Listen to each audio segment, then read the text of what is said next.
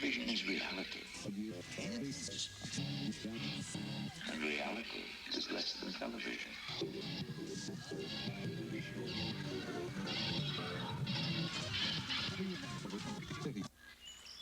Do you spend more time watching nature programs than experiencing the real thing?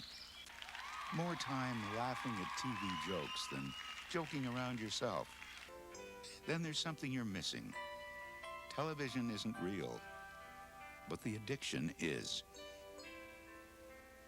A message from the Media Foundation.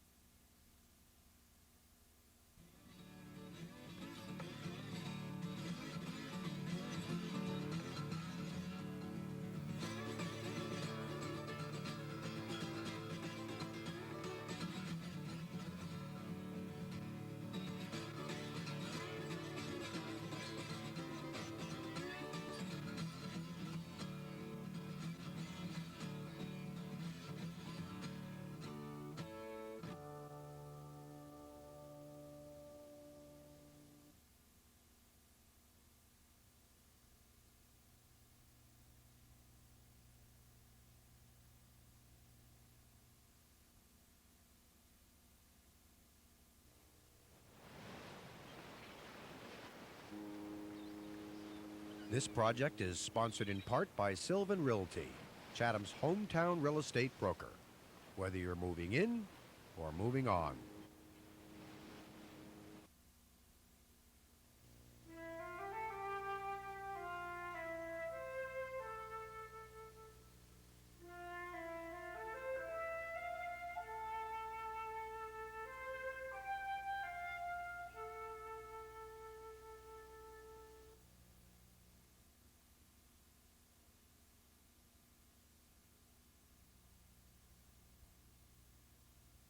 With the exception of a few of the larger ports, where the industry of deep-sea fishing has gradually become centralized, industrial paralysis is nearly everywhere apparent, for it has fallen like a blight upon the small fishing towns along the coast.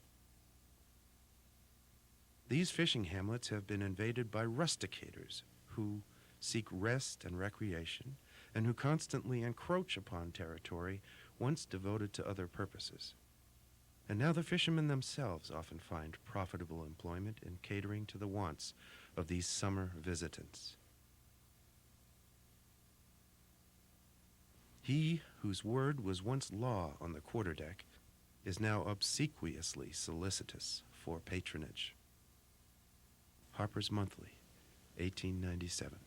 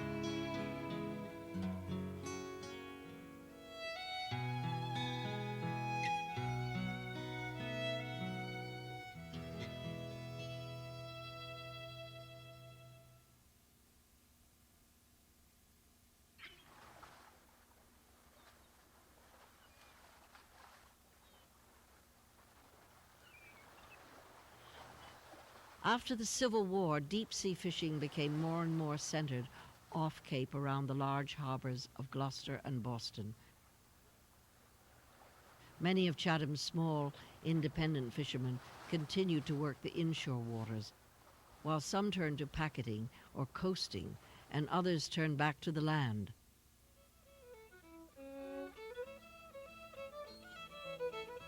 But most of the land-based enterprises were in many ways still tied to the fishing industry.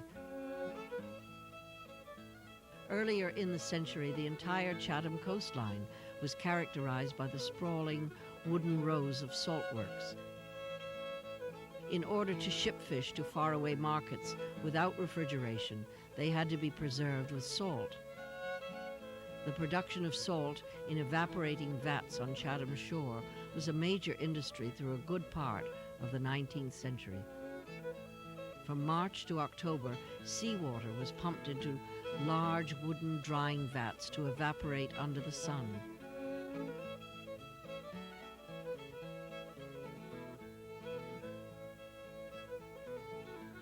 The last salt works in Chatham, operated by Jesse Nickerson, was torn down in 1886, but new opportunity was close at hand.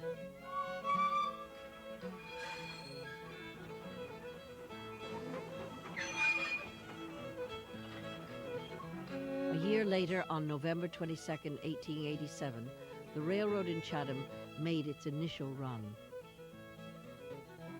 As railroads came to the Cape during the Civil War, salting grew to be less of a necessity, as the fish could be iced and in Boston within hours of being pulled from the ocean.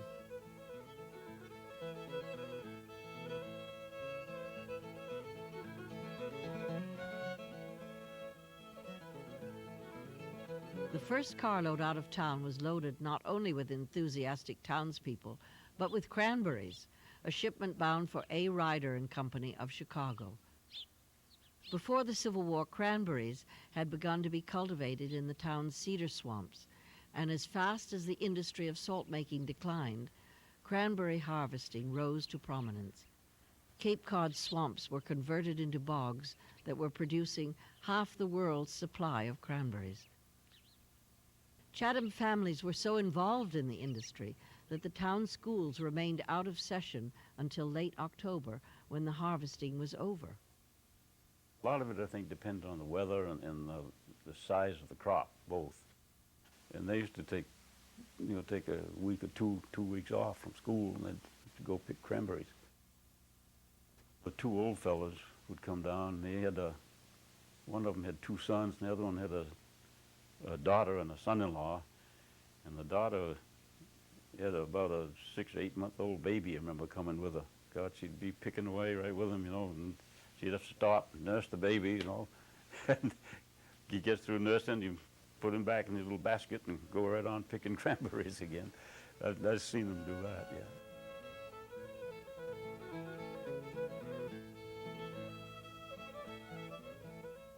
There was scarcely a swampy depression anywhere, but that had been ditched and diked, and the body of it laid off as smooth as a floor and planted to cranberries.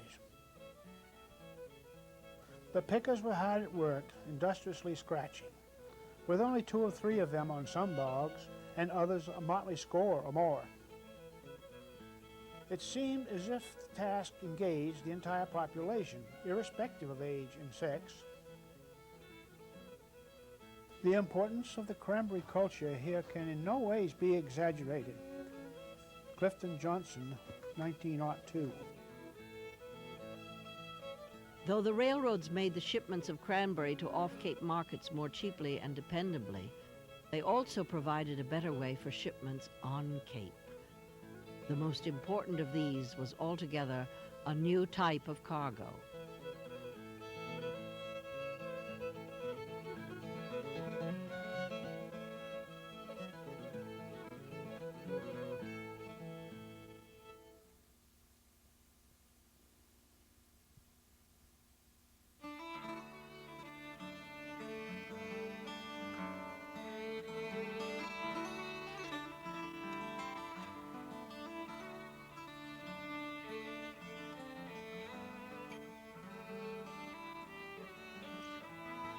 The summer tourist.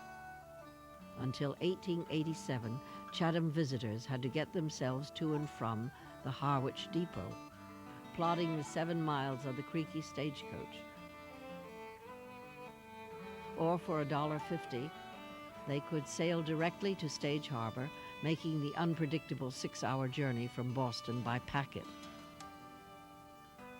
With the comfort and convenience of the Chatham Railroad, the richest families in Boston and New York started to spend their summers here and even began purchasing their own summer houses. It was a long trip for people to get here, even on the train, but I'm sure that it fostered tourism. And of course, tourism really began in Chatham heavily in the 1880s and 90s, and then has increased ever since. And all the inns and hotels began to open up, and of course in the village we had all kinds of rooming houses and 2 or 3 boarding houses where women cooked marvelous meals, and so you saw the increase of all the hotels and inns and the private rooming houses and all the boarding places. There was a lot of sailing, a lot of going out fishing in a rowboat, of course swimming all the time, tennis, golf. People were very active around here, around the shore. I can't think of anyone that I knew who wasn't outside most of the summer.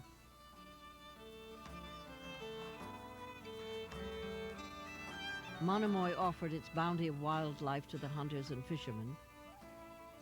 The warm waters and shallow pools of Nantucket Sound attracted families who feared the angry rough-and-tumble breakers of the Atlantic.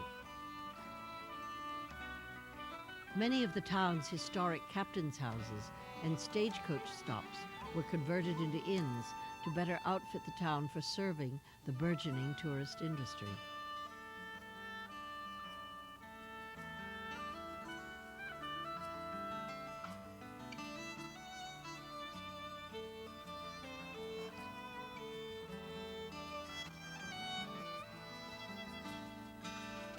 That sensible practice, happily increasing among city people, of checking themselves each year in the rush and hurry of business to take a vacation at the seaside, has already modified to a great extent the resources and prospects of Cape Cod. Simeon Deo, The History of Barnstable County, 1890. One of Chatham's grand hotels was the Hotel Chatham, which boasted billiard rooms, tennis courts, and even bowling alleys.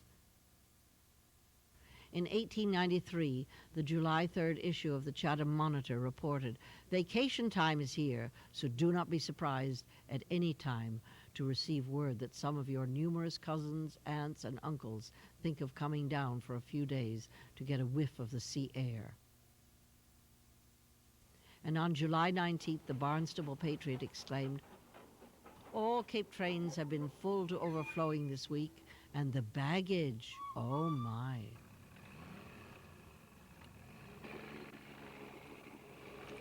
The widespread purchase of automobiles by middle-class Bostonians and the installation of hard roadways combined to increase the flow of tourists from a trickle to a torrent.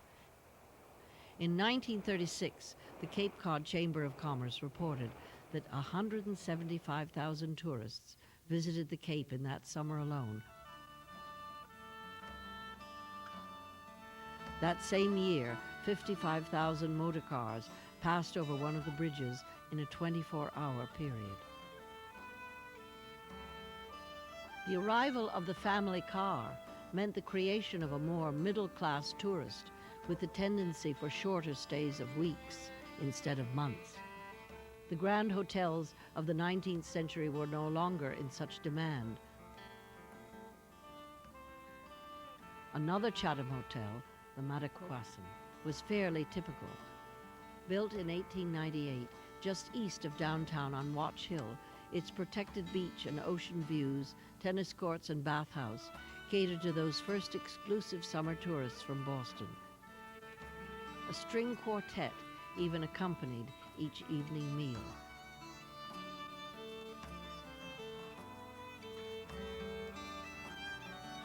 It was closed down in 1956 due to declining business.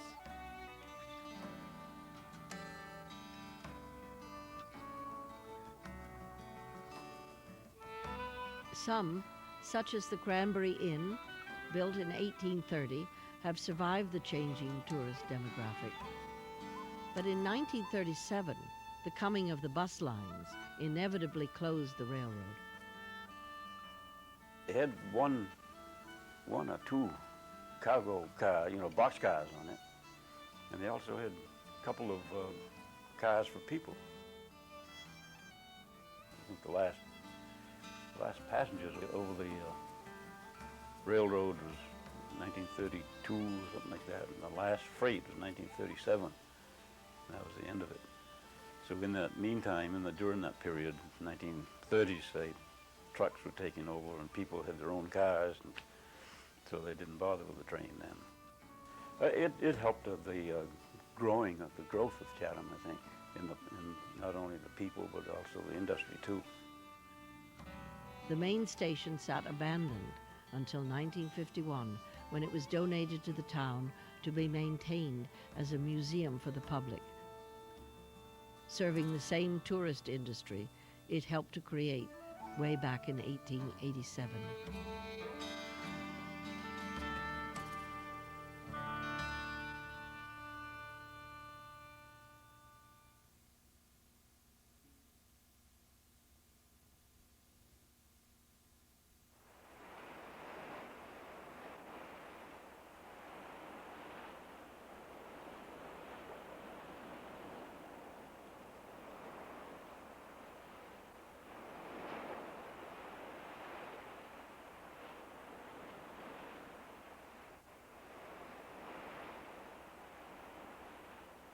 The sea is master here, a tyrant even. And no people better than ours, who have gone down to the sea in ships so often in so many generations, understand the subtle saying, we conquer nature only as we obey her.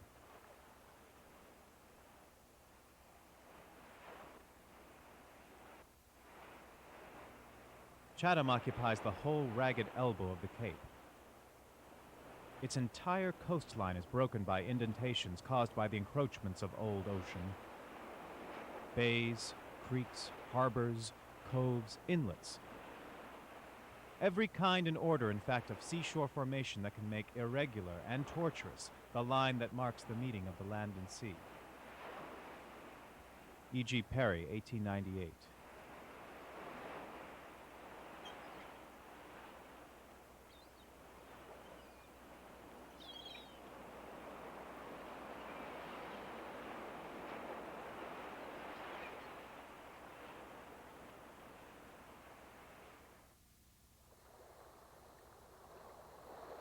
Chatham is still very much a possession of the sea, as it always has been.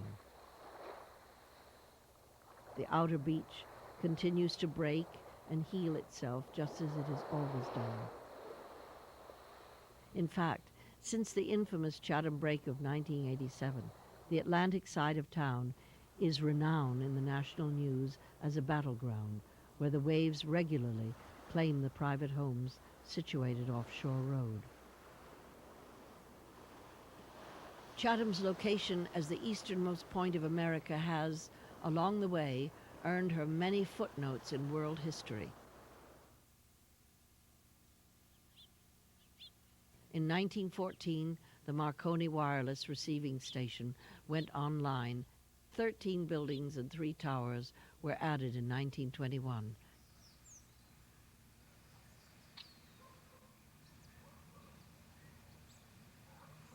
My dad came to Chatham about 1921 or 22 to work at the RCA station in Chatham Port, which RCA had recently purchased from the Marconi radio company.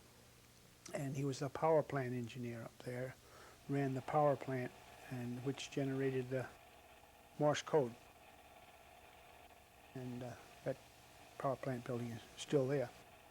I don't know whether they broadcasted 24 hours a day, but they certainly received 24 hours a day. There's somebody on duty at the desk all the time taking incoming messages, because their basic job of the RCA station was communication with all the ships at sea, primarily, obviously, the Atlantic. Because we stick so far out in the ocean that this is the closest proximity you can put a land-based station to cover the North Atlantic, and that's why it's here. The station was in operation all through the 20s and 30s and 40s. That's right up until just MCI bought it, and MCI closed it down.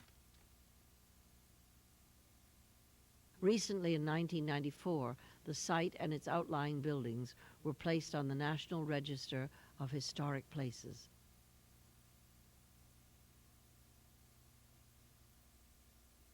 Just before the end of the war in 1918, not far away from the wireless station, the U.S. Navy decided to take advantage of Chatham's geographic location with an air station on Nickerson's Neck. From Chatham, seaplanes and dirigibles patrolled the Nantucket Sound. The Chatham pilots participated in a skirmish with a German U-boat that would be the only World War I attack on American soil. A few months later, in 1919, the air base would play an even larger role in history, launching the first plane to fly the Atlantic, the NC-4, piloted by Lieutenant Albert Cushing Reed. Because I can remember well, I was probably 5, 6 years old in 1922, 23, walking down the shore from over here to wait for my father to come in fishing or lobstering or whatever. And one of those damn planes would come by, and every time they'd come from the southern end, they'd come right over top of Minister's Point and the salt pond down there, come right over top of there and then land up here. And I'd be almost down the shore, and I'd look, and here comes one of those airplanes. It used to scare the hell out of me because I'd always thought they were going to drop a bomb on me. The thing, they're only a couple hundred feet in the air coming right across there. They'd go right over top of you, and no bombs dropped, so I'd get up and run like hell for shore. We used to get as kids go in the skiff down near Scattery and row up there and hear the dirigibles come in and watch them land it. Because they'd see them coming, and then there'd be a call go over the telephone office down there for everybody to go up the air station and help it land the dirigible. Everybody grab a rope. There was nobody there then as far as personnel, so they had to gather people from town. So everybody just let them drive up there and help them out. After the end of the war, a scant 4 years later, the base was decommissioned and the buildings demolished.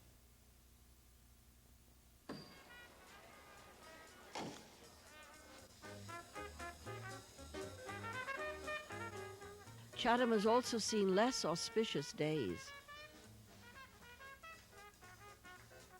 In the 20s, with the passing of the 18th Amendment, it was natural that the town's many inlets and coves should serve as the capital of rum running on the Cape. It was natural also that the local fishermen and shipmasters should channel their independent spirit into such a lucrative enterprise, manning their schooners and launches. The faster the better. Their intimate knowledge of local waters and their daily risk-taking in the fishing industry made them perfect for such work. There was quite a lot of it. 1930, there was a load of rum being landed down here in the cow yard. My father and my uncle, Allie Griffin, they had a group of rum runners come out of Boston. They had a big touring car, and they picked up my father and Allie and took them down the shore. So you get that drive, there's a dragger, brought it into the bar. They got their boat and went out, got the stuff off it, and then brought it in down there, and then they unloaded it into a truck. And they wouldn't let my father and Allie go after they'd gone out and then come back again. This is all, of course, during the night, and it got to be 3 or 4 o'clock in the morning. And they had sitting there in the car with a pistol, a gun on each one of them. They said, you stay right here now till that truck gets loaded and out of here. And then you get out here and you get the hell home or wherever you're going. My father got $100 for it, that trip. And with the $100, he needed a new boat, fishing boat. And with the $100 and about $10 more, he built a new boat, fishing boat, 26-foot fishing boat. So money went quite a long ways in those days. Today, those storms still pound ships to pieces on the Cape as easily as ever. The Canal and Life Saving Service have made it possible for most honest citizens to remain potential heroes only. The wrecker, done out of his business by metropolitan firms, hugs his hearth or smuggles whiskey for a thirsty land. Henry C. Kittredge. Canadian and European ships would anchor 12 miles offshore with their load of liquor, just outside of Coast Guard jurisdiction. In the tradition of the mooncusser, Chatham bootleggers would use the coverage of night and fog to putter quietly out and pick up cases of rye, bourbon, champagne, or cognac and stealthily slip back to shore. Once there, friends and family members were waiting to earn good money loading the booze for delivery to local Prohibition-style tea rooms or for shipping to off-Cape markets.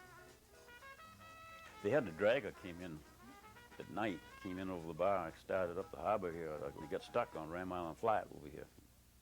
Coast Guard went out to him and looked him all over and everything, and fellas looked down the hole, because solid fish in the hole. He started scuffing around in the fish and kicking, and he come across, he built that bag, he pulled that up, and the whole damn thing's loaded with rum underneath it. I guess they fixed those guys pretty well. The repeal of the 18th Amendment soon returned Chatham to more conventional maritime pursuits and to a more humble daily life. You can't do nothing 'cause you drink too much.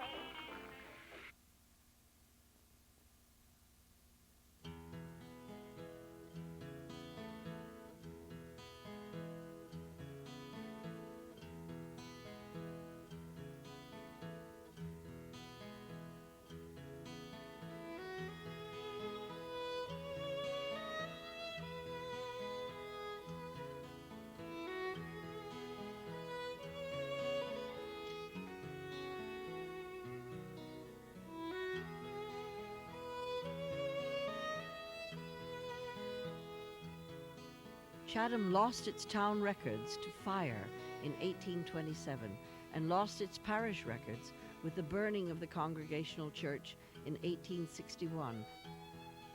But luckily, its history has always been actively maintained in the everyday life of those who live here. Our forefathers may not have studied landscape planning nor architectural design, but they certainly had a God-given knack for choosing beautiful sites for their homes and then fitting their simple Cape Cod houses into them, as if they just naturally grew there. W. Sears Nickerson. The oldest house still standing in town is this antique shop, which was constructed in 1736.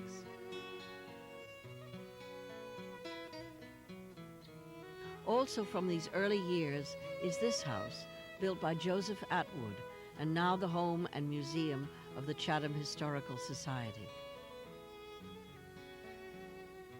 The Captain Bassett House was restored through an all-volunteer community-wide effort and opened its doors in 1997 as Chatham's Visitor and Information Center.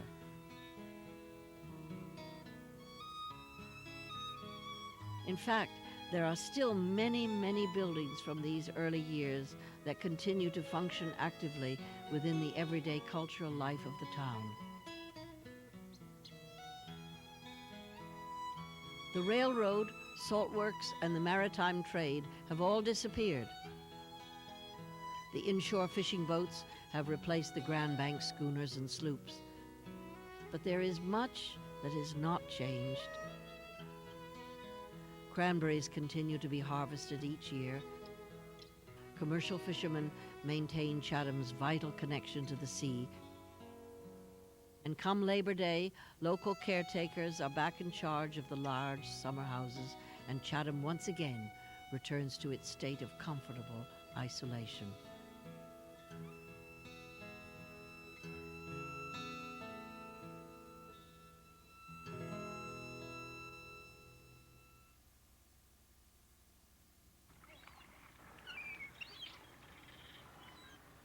But make no mistake about it, Chatham is no longer just an out-of-the-way seaside fishing village. Off-season events like the annual Sea Fest, the First Night celebration, and Christmas by the Sea ensure that this is much more than a summer tourist spot, a place known the world over for its dramatic coastal views, untouched beaches, and open space.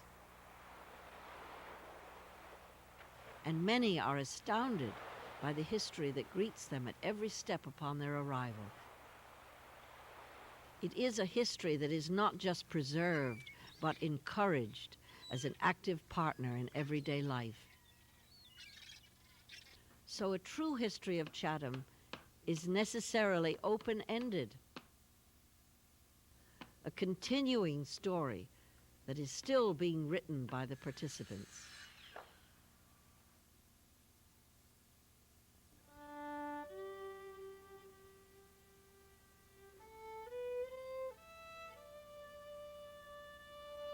I'm delighted that I grew up here, and I wouldn't have given it up for the world. And I think most people who grew up here never get over it. I certainly know what I felt like when I was working away from home for 27 years. The springtime would come and I would have given my eye teeth for just to look at the ocean for even 5 minutes. And if that was my feeling, I'm sure it's the feeling of thousands of other people.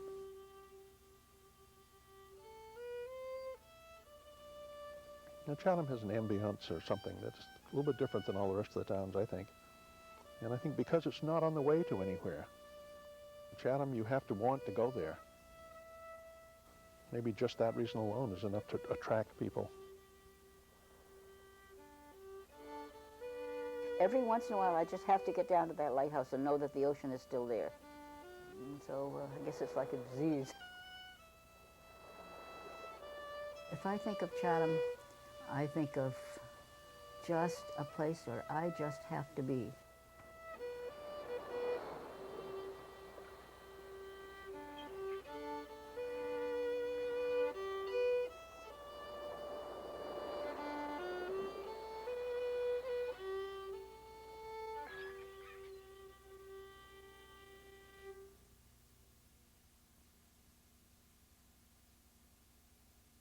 O'er the world where'er I roam, sea roving up and down, forever in my heart I bear the lights of Scrabbletown. Charles Lake.